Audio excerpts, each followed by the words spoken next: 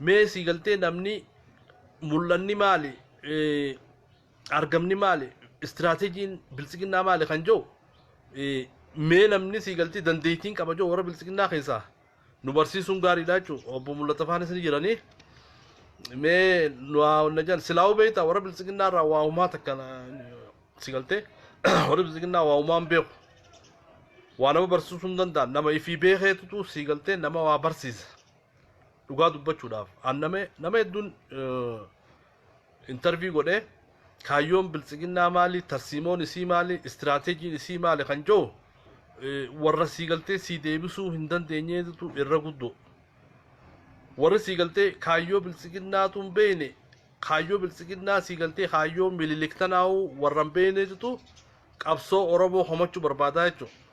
Shame of you. You are going to wrong way. Sii galtee karaa dogongoraa deemuu jirtan. Qabsoon Oromoo woboon Oromoo takalee isaatii miti. Generationiin woboon teenya ijoolleen teenya arraan tana ijoolleen sii galtee qabsoon Oromoo takalee isaa sanii miti. Abaa'oon kaleessa sii galtee namni itti qoosaa ture sanii miti.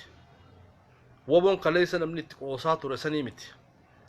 Arraan tana sii galtee ijoollee Oromoo woboon Oromoo sii galtee tatarkaanfii yoonni fudhanna jette tatarkaanfii fudhattu. Toyoo magaalaa takka ni qabanna jette magaalaa takka tafeeti deemtee qabattu. Toyoo Finfinnee amma sa'a ammaan tanaan ni qabanne tata Finfinnee qabattu jechuudha. I'm proud of you. Ittiin boona sii galtee wobotti. Ittiin boona. Sii galtee anna boonsa. Oromoo ta'uun na boonsa woboo ta'uun na boonsa. Sii galtee uummata Oromooti jecha halkanii guyyaa qabsaawanii qabbanaa fi rooba keessa jiran. Kanaaf woboo wanni itti qixxaataan jirtu namni sii galtee dandeettiidhaa fi humnaa fi uummata you are not ability to blame wobo dandeessu arraan tana sii galtee woboo homachuu hin dandeessu. You have not ability. Dandeettii sii galtee duraban namni tokko dandeettii qabaachuu qaba woboo homachuudhaaf. Wobooniin komaddaawwatte dura sii galtee dandeettii qabaachuu. Namni dandeettii hin qabne namni beekumsa hin qabne woboo homachuu hin danda'u. Ammallee namni sii galtee dirqama isaa hin baane woboo homachuu hin danda'u. Oromoo homachuu hin danda'u. Namni dirqama isaa bee namni sii galtee Oromoo gargaaru namni woboo gargaaru waa homachullee sii galtee obligeeshinii isaa sii galtee bahaa jira. Namni obligeeshinii isaa bahaa jiru dhugaadha sii galtee akka nama tokkootti yaadni irraa fuudhamaa jechuudha. Kanaaf namni sii galtee dandeettii hin qabne kan beekumsa hin qabne Oromoo homachuu hin danda'u woboo homachuu hin danda'u. Kanaaf kana jechuudha. Fakkeenyaaf warra bilisiginnaa dandeettii itti woboo itti homatan hin qaban. Beekumsa sii galtee Oromoo itti homatan hin qaban. Sii galtee kanaaf uummanni kun maal jechuudha. Just like puppet, you know puppet. Waan sii galtee ashaangullitii wayiiti. Sii galtee amma fakkeenyaaf waan akka sii galtee ashaangullitii tana bara wayi ati fakkeenyaaf nama keessuu qaba waanuma ateetta san just like this. Sii galtee kana jechuudha. Warri kun kana. Warri badhaadhina jaaniin kana jechuudha. Mee dandeettii namni qabu as bahee sii galtee akka harree fujeetti haa dubbatu. Haa dubbatu mee. Chaansii niin kannaafan. Chaansii niin kannaaf. Yoo tarsiimoo qabaate. Yoo istiraateejii qabaate. Istiraateejiin bilisiginnaa Oromoo gabroomsuu sirna Minilik deebisuu Oromoo qooshaa daayisisuu akkuma duraanii san jechuudha. Kana duuba generationiin Oromoo tajannuutuun as teessee bilisiginnaa kanaaf doofaan ta'ina. Istiraateejiin Abiyyi deemaa jiruun nama ayilii qabutti nama akka qabuun nama beekumsa qabu irratti haalli amma Itoophiyaa keessa deemaa jiruu fi haalli siigaltee jeequmsa biyya Itoophiyaa keessa jiru namni ayilii qabu understand godhee irraa waan barata. Namni ayilii hin qabne just maal wanni san nama wanta kan galleef jechuudha dhugaa dubbachuudhaaf. Namni ayilii hin qabne hin galtuuf siigaltee dandeettii itti waa fudhatu dandeettii itti siigaltee hin qabu dhugaa dubbachuudhaaf. Kanaaf namni dura dandeettii qabaachuu qaba, beekumsa qabaachuu qaba. Oromoon hin qabadhu jette, Oboon hin qabadhu jette, just dura maaltu qabdi? Iskuula seenii baradhu. Iskuula seentee waa'ee siyaasaa, waa'ee politiks baradhu. Waa'ee siigaltee haasawaa baradhu. Dura nama siigaltee waa baratee jitu nama bileem nama godha. Osoo namni waan beekne nama komachuun hin danda'amu. It's wrong. Kun siigaltee namni dura waa barachuu qaba. Namni waa barachuu qaba. Kanaaf namni siigaltee amma fakkeenyaaf warri deeggaraa bilisiginnaa jennuun kun warra siigaltee waan takkattuu naman konfidansii hin qabdan jechuudha dhugaa dubbachuudhaaf. Namni siigaltee konfidansii illee wanni konfidansii namaa horu beeytu pilaanni dhaabasanii yoo pilaana Oromoo ta'u ta'e yoo siigaltee tarsiimoo sabaa sablammootaa taatu taate tarsiimoo sabni irraa fayyadamoo taate namni konfidansii horata. Tarsiimoo nama ajjeeftu, tarsiimoo nama baqachiiftu, tarsiimoo nama hiyyoomsitu, tarsiimoo siigaltee beela nama buuftu, tarsiimoon bilisiginnaa tana, tarsiimoo lolaa, tarsiimoo siigaltee jenosaayidii gaggeessuu, tarsiimoo beekumsa nama dhoorkuu, tarsiimoo mana hidhaa keessaa baasanii nama ajjeesuu, tarsiimoo eenyummaa sabootaa xiqqeessuu. Mee siigaltee warra akkanaa kana warri siigaltee istiraateejiin bilisiginnaa kana jechuudha. Kanaaf mee akka dhala Oromootti namni siigaltee biyya alaa tana keessa ka jirus biyya keessa ka jirus dhiirti dhugaa teenyummaa siitii fi namummaa ofiitiif quuqamtu hedduu jira. Dhugaa dubbachuudhaaf hedduu jira. Ka siigaltee nyaata kanallee nyaachuu hin dandeenye hedduu jira. Ka siigaltee uummanni kiyya akkamit jira jee siigaltee yaaddoo hedduu jira. Ka saba kanaa cinqamu hedduu jira. Dhiirti akkanaa kun yoo waa komotte yoo siigaltee komottee komiin isiisan waa sirreessuuf. Kan siigaltee hudduu daaraa hawumaata kan baafne ka dhaaban gargaarre ka Oboon gargaarre ka ifin gargaarre ka faamiliin gargaarre waa'ee qabsoo Oromoo komachuu hin danda'u.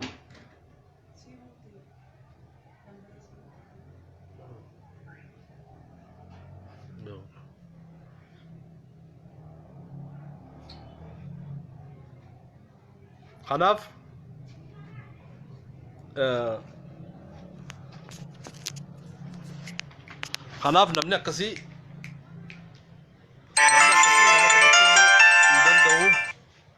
namni nama komatu nama siigaltee waa gargaaru nama Oromoo bira dhaabbatu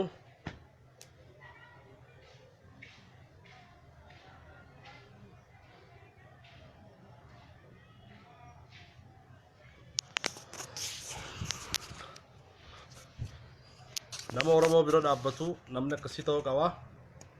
Mee obboleessa kiyyaa chaansiin hin kannaaf obbo Mul'ataa Roobaa obbo Mul'ata mee obbo Mul'ataa karoora bilisiginnaatii fi tarsiimoo bilisiginnaa nuuf haa ibsu. Mee irraa baranna gaa mee Mul'atoo jiraate obbo Mul'ataa itti gaafatamaa wannaan fakkaata itti gaafatamaa bilisiginnaa Sorooliyaati. Kanaaf mee yoo siigaltee irraa waa boruun barbaachisaadha. Yoo jiraate mee reefuu siigaltee haasoo gizeen waboo jeessan xiqqoo of leejitii kutee ani siigaltee waa'ee wabootii fi waa'ee Oromoo sirriitti hin beeka. waa'ee oboo, waa'ee eenyummaa, waa'ee sabaa aynaa si galtee isaanis hoo jiraatan mee waa'ee tarsiimoo bilisiginnaa pilaanni bilisiginnaa maali gara fuulduraatti kaayyoon bilisiginnaa maali istiraateejiin bilisiginnaa maali kan jedhu yoo jiraate ibsa nu haa godhu chaansiin kannaafi mee mul'ata hoo jiraate takka takka hoo jiraate yoo jiraate mee mul'ata. I give you chance please yoo jiraate maaliif namni dhaabatti amane sii galtee ana fakkeenyaaf amma rabbiin sii galtee a'uudhu billaahi mina shaytaan rajiimi bilisiginnaatiin rabbiin hin godhini waan itti amante takka kaayyoo sii beekuu barbaachisa istiraateejii sii beekuu barbaachisa kanaaf Ahmad naashinaalisti jaa tortoraatti ayyee mee mee chaansii eenyuuf hin kan Ahmad sii kannu Ahmad tortoruuf teessaatu gana karabbiin tortorsee usii tortora amaara jala fiigu yaa jabbiilee laal oromiyaa irra dhaabbachuu teessi kanaaf mee warri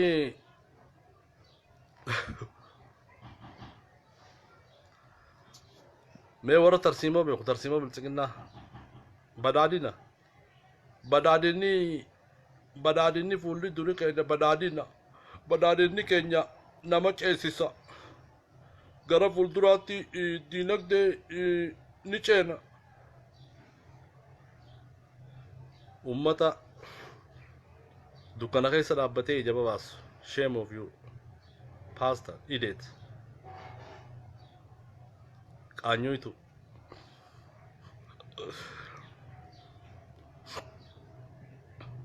meenyu finchaansi kan Ahmad nationalist Ahmad dubbiin arrabaami beeyta mee yoo dandeettii qabaatte yoo beekumsa qabaatte yoo dhiirummaa qabaatte ol bahi dubbadhu ol bahi I give you chance if your ability ol bahi siifin kannaayyee natti ergi mee deeqa takkan seegayyee natti ergi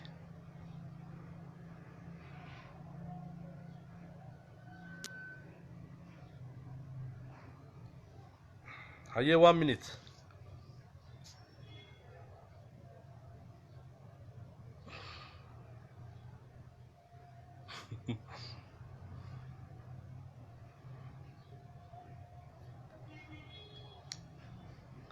kanaaf iskuulli sii galtee iskuulli ni jira iskuulli waa itti beekumsa itti horatan ni jira jechuudha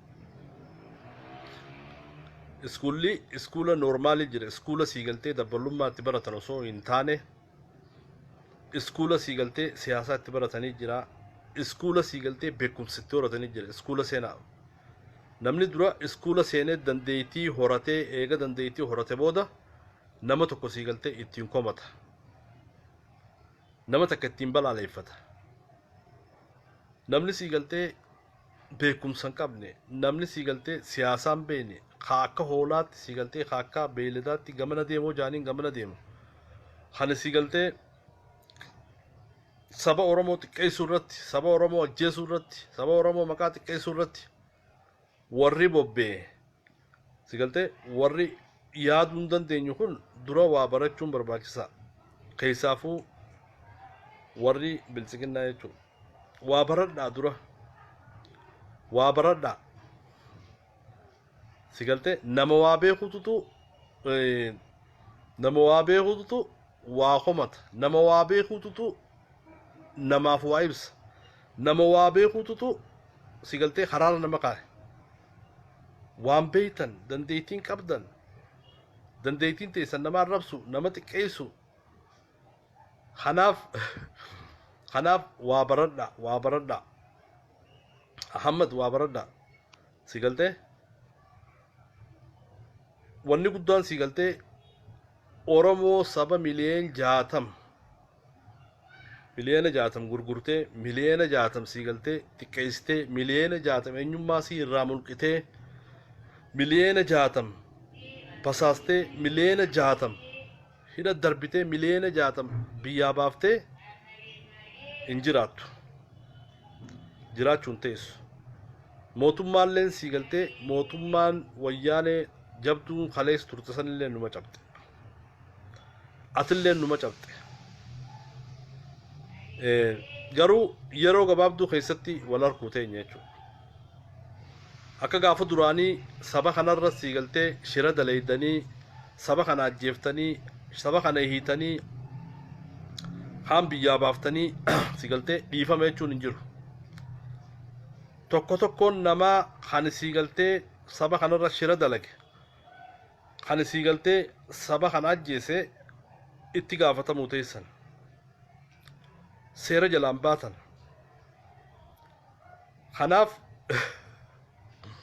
kanaaf seera jalaan baatanii namni si galtee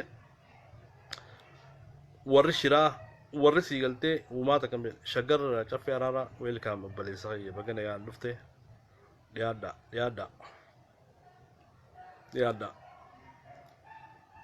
kanaaf warri saba kana ajjeessu warri saba kana maqaa xiqqeessu warri si galtee eenyummaa saba kanaa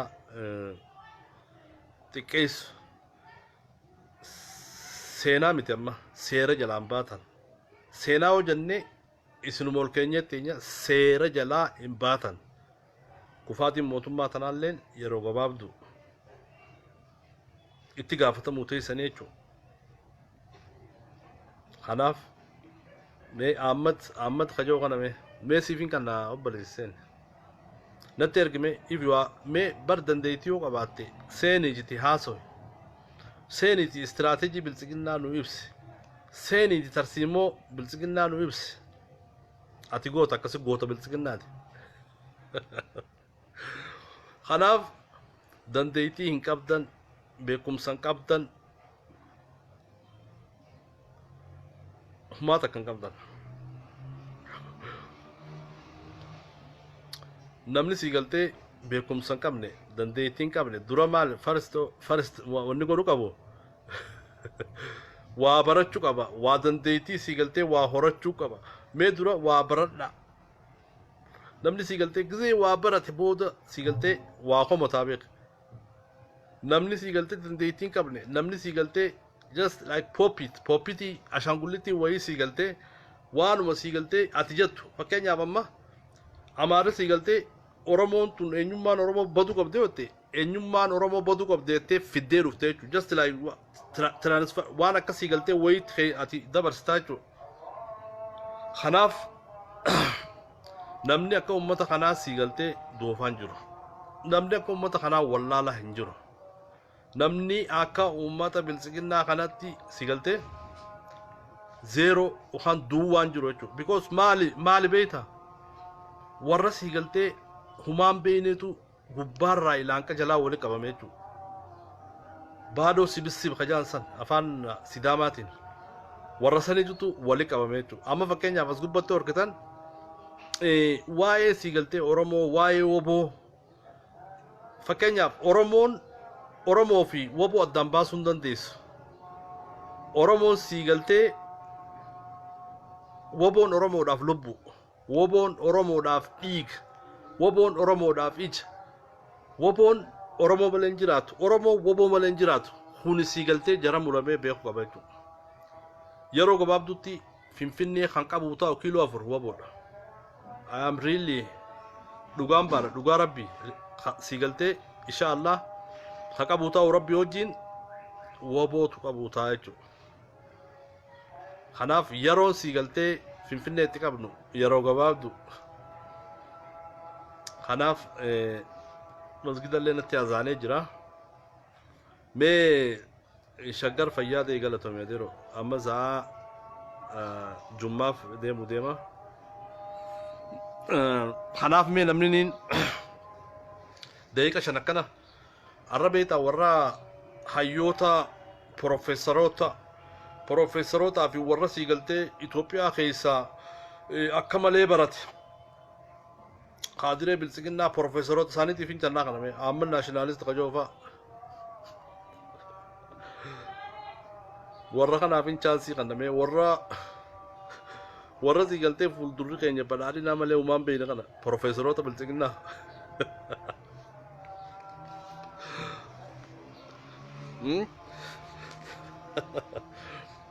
بروفيسوروتا بالسكنة ورزي قلتي بلا علينا بقول يا ورك عنيوا والله إنما قبل شفتني كم تكا قبلين بيرو أمو ورب أنا الدنيا تنا راسي قلتي ونين لقى دبتشو دا في إن كفل لدلس ونين كفل شيزومالي بيتا وان سيقلتي شوخي سيقلتي بالسكنة جانين تنا توليك أمامتي أنا رأي قليل أنك فدرالا تون هدول خفل شيفتي سيقلتي ورا دنديتين كامني ورا سيقلتي نمني توك ويلكام ونورا شنين تكتي انتلانولي بغانا غاندو تبلجيتي يا جولين تنجرو تكونونا جولين وبو رفته جولين وبو رفته جولين أورامو رفته جولين إيجا كل عبدو رفته جولة كنا تنا كم نلا سيقلته آمن ناشناليست محمد مار يعني جولة سبادة بتة تجرا ilmaan sabaa jenereeshinii qaqqaaliitu jira. Jenereeshinii akkanaa tana faqa abdii Oromoon namni jenereeshinii akkanaa qaqqaalii tana qabu ni gabroomaa bira kuti. Si galtee ni gabroomaa Oromoon ni gabroomtii bira kuti jenereeshinii qaqqaala akkanaa tana qabna jechuudha. Tanaa jira biyya keessaas. Kanaaf doofooleen si galtee uumaan beene tani si galtee fuuldurri keenya bodaadii naamaleen beene tuni si galtee waan faayidaa hin qabne. Injifannoon uummata Oromooti waboon sii galtee Finfinnee ni qaba. Injifannoon Oromooti mee kanaaf ijoolleen teenya qaqqaaliin as keessa warra jirtan fayyaadaa galatoomaa mee daqiiqaa takka wayii warra sii galtee Profeesaroota Bilisiginnaa warra as keessa jiru amma naashinaalisti maal jaan mee yoo dandeettii qabaatan as baati kotta waliin haasofna mee dubbadhaa kotta. An jenereeshinii sii galtee wobooti. Jenereeshinii sii galtee abaawwan guddifte. An jenereeshinii sani jenereeshiniin tun sii galtee gahuma hundaanuu nama dura dhaabbannee nama amansiifnee nama sii galtee dhukkee irraa kaafne. Sii galtee roga hundaanuu. Maaliif akkas beektaa jenereeshinii sii galtee jaarraa abbaa gadaarraa as dhufte sani nuti. Jenereeshiniin jaarraa abbaa gadaarraa as dhufte yoomiyyuu taanaan harka kannitu harka nama kannisiisu malee diinaan bitamtu Oromoon gurgurtu qabeenyaan sii galtee saban jijjiirtu. Kanaaf warri sii galtee uumaan beene sii galtee jenereeshinii leen jaame waan akkan qabne jechuun waan maqaan qabne sii galtee warri kaadileen bilisiginnaa tun warra kanaa waan hin jiruun dhabe. Mee kanaaf daqiiqa takka isinii kannee gama jummaa deema mee yoo jiraatan fayyaada takkitti hin talanoolee naaf jiraadha shaggar dhaffee araaraa thank you very much jabaadhaa sii galtee ilmaan jaarraa abbaa gadaa jabaadhaa injifannoon teenya Oromoon sii galtee haqa qabdi dhugaa qabdi namni haqa qabu bilisoomuunsaa ifa bilisummaan teenya yeroo gabaabduudha. Baandiraa teenya Finfinnee irratti dhaabuun yeroon isii gabaabduudha. Si galtee ni dhaabna inshaallah. Kanaaf galatoomaa inshaallah walitti deebinaa fayyaadaa mee kaadireen hin jirtu kaadireen bilisiginnaa. Kaadiren beeta yeroonan woboon teenya akkana yoboon teenya akkana jiru awwabootu inaan sii galtee mataan garagaleetuma asuma keessaa dafanii ba'an gootummaa woboo giseen faarsi asuma keessaa mataan garagaleetuma ba'an maaliif baatan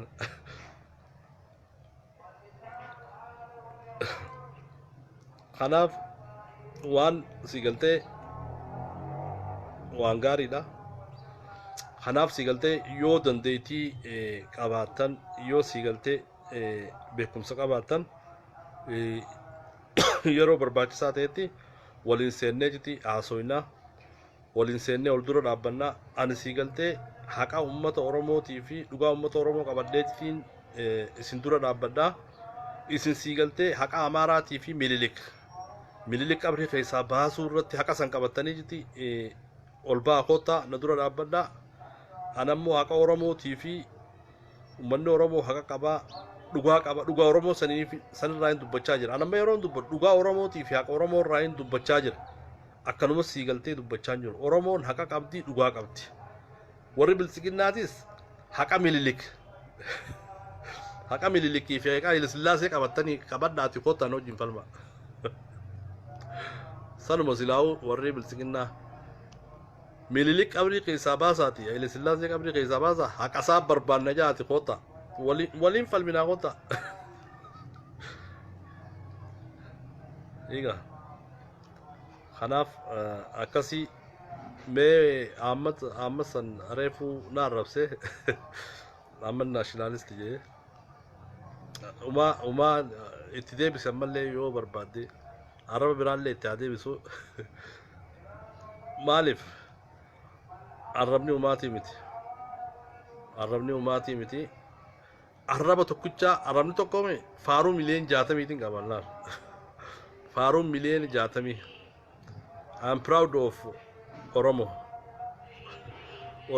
Oromo Nimbona, Wobo Nimbona. I'm proud Oromo Tiyan Nimbona. Kanaaf shaggar caffee araara obboleessa kiyyaa takkittiin oolee warri as keessa jirtan hundinuu warri sii galtee waliin turre hundinuu insha Allah yoo rabbi jee bal'inaan waa'ee saba kanaa waa'ee qabsoo woboon gaggeessaa jiru woboo teenya akkamit gargaarraa Oromoo akkamit gargaarraa si galtee woboo gargaaruun of gargaaruudha Oromoo gargaaruun of gargaaruudha woboo jiraachisuun of jiraachisuudha. Kana si galtee kanarratti insha Allah gara fuulduraan dubbannaa amma masgidaan nagee jira nagaan naa tura. Assalaamu alaykum wa rahmatullahi wa barakatuh. Nagaan jiraadha.